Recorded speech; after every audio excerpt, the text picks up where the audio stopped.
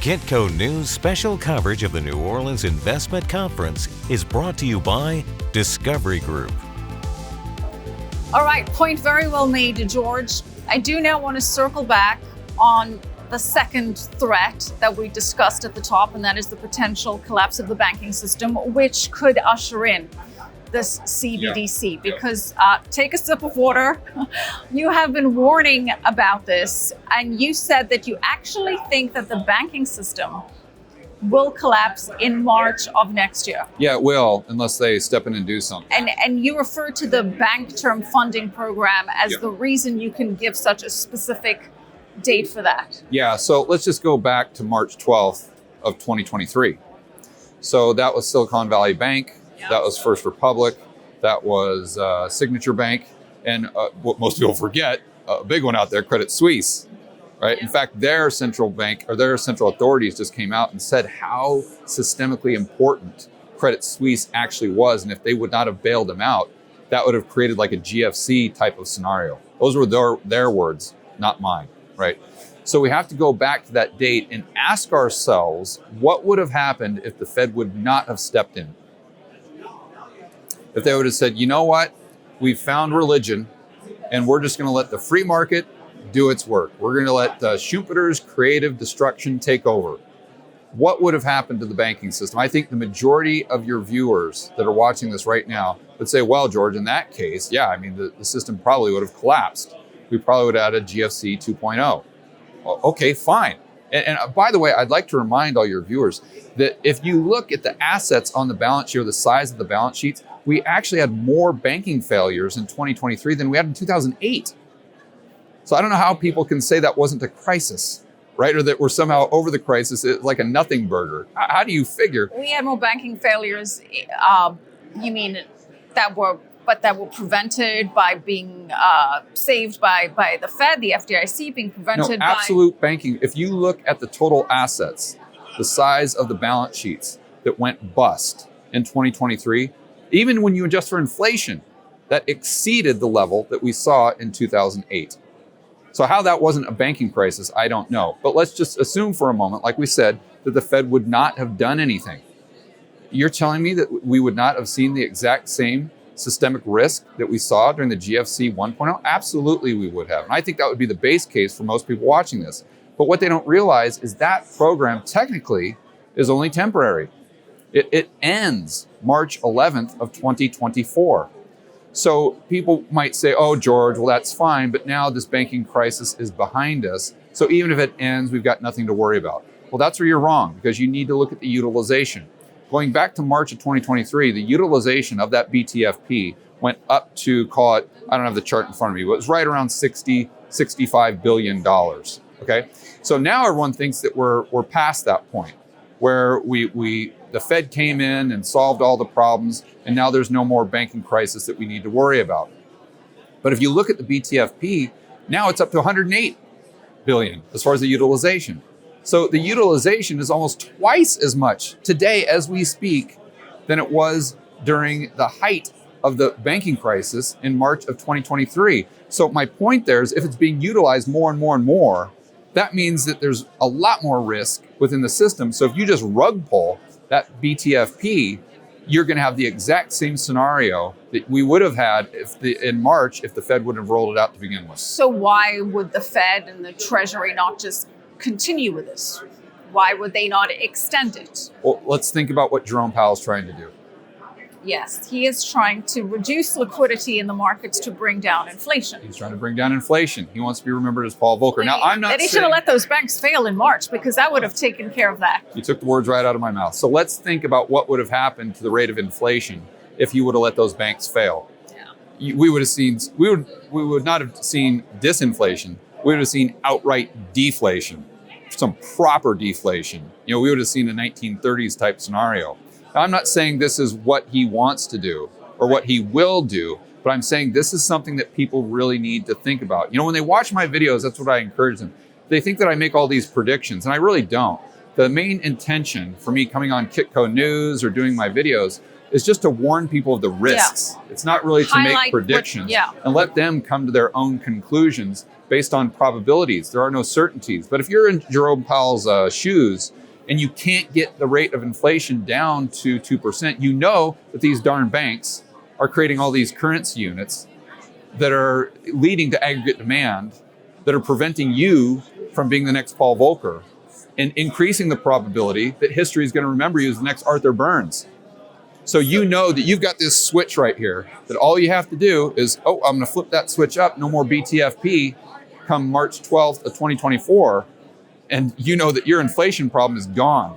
But replaced by what? Replaced by a banking crisis, which means what? Which surely means a recession, surely has broader ramifications. And surely means inflation. CBDC. Well, yes. Well, and surely means a CBDC. So there's that incentive layer on. When we were talking in March, I had several guests on the show that actually predicted or forecast or made us aware, like you do, of the possibility of a consolidation of the banking sector, which allows for a CBDC. Fewer banks there are, the closer you are to the Fed, the easier it is to implement a CBDC. Even if it's not the Fed's balance sheet. Let's just assume that all the banks got absorbed by JP Morgan. So you've got the Fed and JP Morgan. Well, let's remember who owns the Fed. That would be JP Morgan. That would be the banks. Yeah. So if there's only one bank, then they own the Fed, right? The banks own the Fed? Absolutely.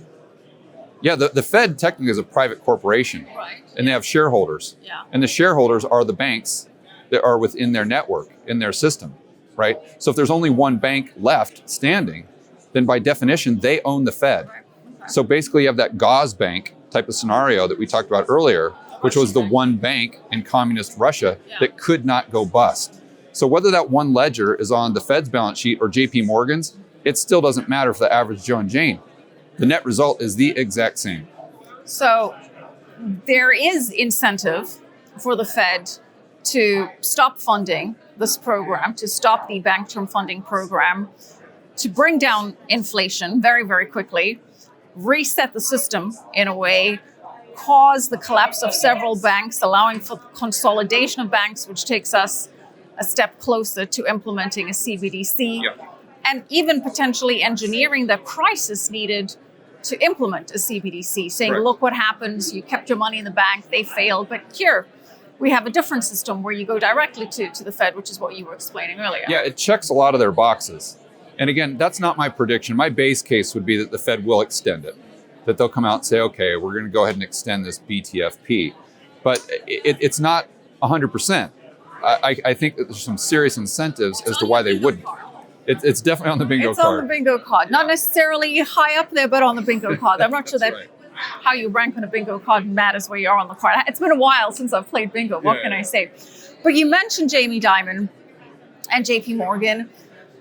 And perhaps coincidentally, or not coincidentally, we're learning that Jamie Dimon, for the first time, is selling 1 million shares of JP Morgan. $140 million worth. $140 million worth. This is about, I think him and his family own 8.6 million shares. So this represents about a 12% stake of his overall holdings in JP Morgan. He has been using the ownership of his shares for several years as a vote of confidence in JP Morgan. In the SEC filing, they said that, this is no reflection on... Of course. What are they going to say, right? But what do you make of that? What do you make of the fact that, this is to happen in early next year, because when you have that many shares, you got to say in advance when you're planning on selling them. And, JP Morgan shares doing exceptionally well. What do you make of the fact that, this timing sort of coincides? I think it's a huge red flag. I don't know how you could take it any other way. Because let's just go through that thought experiment that Jamie Dimon is retiring and he wants to cash out some of his chips and whatnot. Okay, look, if you were very bullish on JP Morgan and the overall banking system, why would you sell those shares? Who cares if you're retiring? Wouldn't you still want the greatest return on your savings that you could possibly get?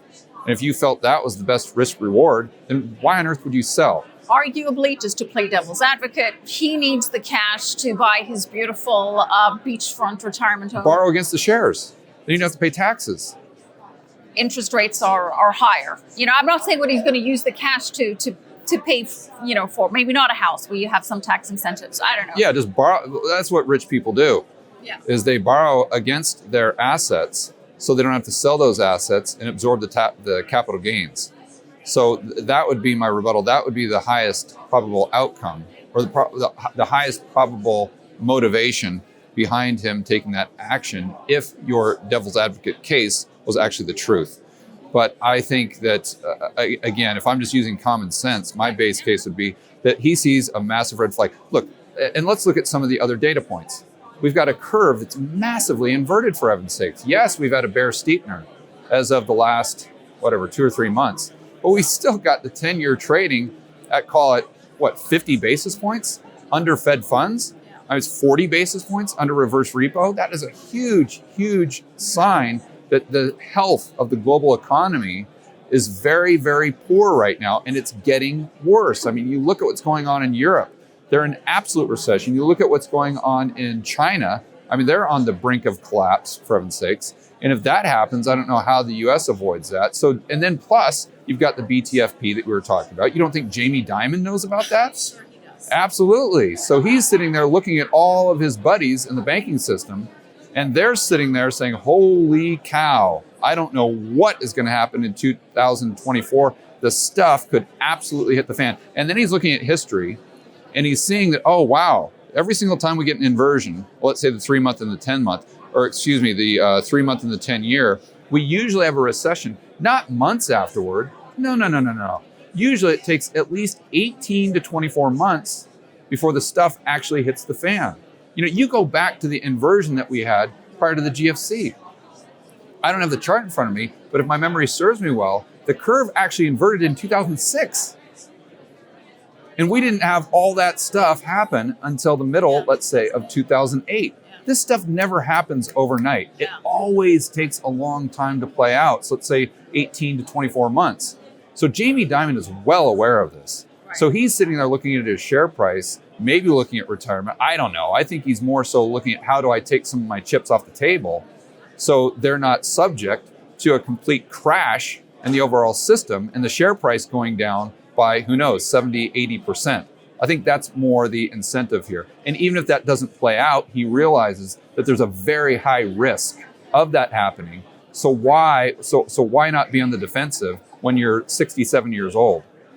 And there are also huge geopolitical risks and tensions, which Jamie Dimon himself highlighted. He recently said that this period might be one of the most tumultuous the world has encountered in recent memory. Yeah. So you've got the inversion of the curve. You've got potentially World War III, which those things aren't good for the banking system, right? those things aren't good for the world, but yes, but the banking system. That ain't good for the banking system. Yeah. So yeah, I'd be doing the exact same thing that he's doing, and I think it makes absolute sense. Which brings me back to the question of what should investors potentially be doing to position themselves for these events that you say they need to be aware of. You're not saying they're definitely happening, but are on your bingo card to bring it back to that. What is a move? What is your personal move? Yeah, so let's just for a moment shelf the having purchasing power outside the system, because that's just a given. In today's day and age, you have to, whether it's gold, silver, Bitcoin, whatever your monetary unit of choice is, if not all three, you've got to have that outside of the system. So assuming someone has done that, then what I'm doing in my own personal portfolio is I just set it up in what I call a 10-80-10. So 10% of it is just physical gold. That's just the insurance policy for the physical gold, like right. Bars, coins. Yeah, so that's the insurance policy for the amount that I have invested. And that doesn't include actually the stuff that I have for purchasing power outside the system. That's completely separate. That's just when I look at my portfolio. Then the other 80% is what I would categorize as an investment. And that's my definition of that is something that pays me to own it, right? And then the other 10% is just a speculative asset, which I think there's good asymmetry. So an example right now would be in fact, the personal portfolio that I have for my membership site. It's 10% gold and it's 90% US treasuries. Short term though, that's very, very key. So when I say treasuries, a lot of people's head explode because they look at the rate of inflation. I completely agree with them. that there's a lot of risk to the long end of the curve, a lot of interest rate risk. But when you're buying a 1-month treasury T-bill, when you're buying a 3-month T-bill, you don't really have any interest rate risk there, because even if you need that liquidity, you can just hold it to maturity and you're getting paid 5.5%. So what I'm doing is I'm looking at the yield curve, looking at history, and saying, okay, we've never had a soft or no landing before. So the likelihood that we have it now is very, very low. And when we do have the stuff hit the fan, usually what comes down, ironically, is something that I want to buy long term, and that's commodities. Because I think that we're in a commodity super cycle. I think that almost everything that we talked about, whether it's a CBDC, what's the global elite, that leads to supply of commodities going down, which means the price goes up. So if I can get a temporary buying opportunity as a result of a crisis, recession, depression, whatever you want to call it, that's what I want to be set up to take advantage of. And I set that up through having that dry powder in those T-bills, which are massively liquid, and I'm getting paid 5.5% on. So you're not buying commodities now, you're waiting for the crash. You're waiting for... Another way to say it is I'm just waiting for the yield curve to play out, because that's what the average Joe and Jane can do. They don't have to have a PhD in economics. They don't have to know or follow any of this stuff. Just every single morning, every single weekend, just pull up a chart of the 10-year, pull up a chart of the 2-year. And when you see the 10-year yield go above the 2-year, or especially like Fed funds, and stay there for a period of time, then you know you're really close to the stuff hitting the fan, because the stuff always hits the fan after the curve uninverts. So you wait for the curve to uninvert, you see what happens, then you take action. Wait for the curve to invert, then uninvert. No. The curve's inverted right now. Okay, yeah. So you wait for the curve to uninvert, because historically, going back to 1950, the recession doesn't happen. The stock market doesn't crash or whatever until the curve is no longer inverted. Right, that 2-year period that we talked about between 2006 and 2008 as the indication. Yeah, so and the curve usually inverts as a result of the Fed dropping rates, and they're doing that because they see a crisis. And that's usually when you have the major drop in the S&P 500 and commodity prices, sometimes even in gold. So you sit back, wait for the curve to uninvert, you see how it plays out, you wait to see what the central planners do, you wait for what the crisis is, then you evaluate, you see what gets cheap, then you take your dry powder in the form of T-bills, you cash that in, and oh, by the way, while you're waiting, you're getting 5.5%. And then you go ahead and buy what you want to buy long-term on the cheap. And there's, well, I guess no concern that you won't be able to sell those T-bills. There are no certainties, there are only probabilities, but if you couldn't sell your T-bills, that would be the least of your concerns, because we'd be living in caves eating canned goods, as Jim Rickards says. Right. Which brings you back to gold, arguably. T-bill and chill is your advice for 90%? Gold, gold, T-bill and chill, 10% in physical gold. So zero exposure to equity markets right now. From absolutely. Not for me. Yeah. Completely out of the equity markets. Not even companies that would benefit from commodities soaring. You're going to wait to get into that market. Correct. Yeah, I'm just very content waiting and doing nothing. My favorite investor of all time is Jim Rogers. And the first time I ever heard of him, it was in the Market Wizards books. And one thing that he told Jack Schwager, as far as because Jack Schwager was looking for all these complex strategies that Jim Rogers would employ. And Jim looked at him and he said, well, basically all I do is I just sit and do nothing. And I wait for a big pile of money sitting in the corner, and when I see it, I go pick it up. So that would be my advice to all your listeners. Okay. All right. Well, we've had Jim Rogers on the show a few times, and he always likes to say the greatest lesson of history is that people don't learn the lessons of history. Yeah. All right. Well, hopefully they've learned something from you today. I know I certainly have. So thank you so much, George. Really appreciate it. George Gammon, thanks for joining us. Thanks for having me. And as always, thank you for watching Kitco News, coming to you from the New Orleans Investment Conference. Make sure to subscribe if you're watching us on YouTube, and stay tuned for the rest of our coverage. Kitco News special coverage of the New Orleans Investment Conference is brought to you by Discovery Group.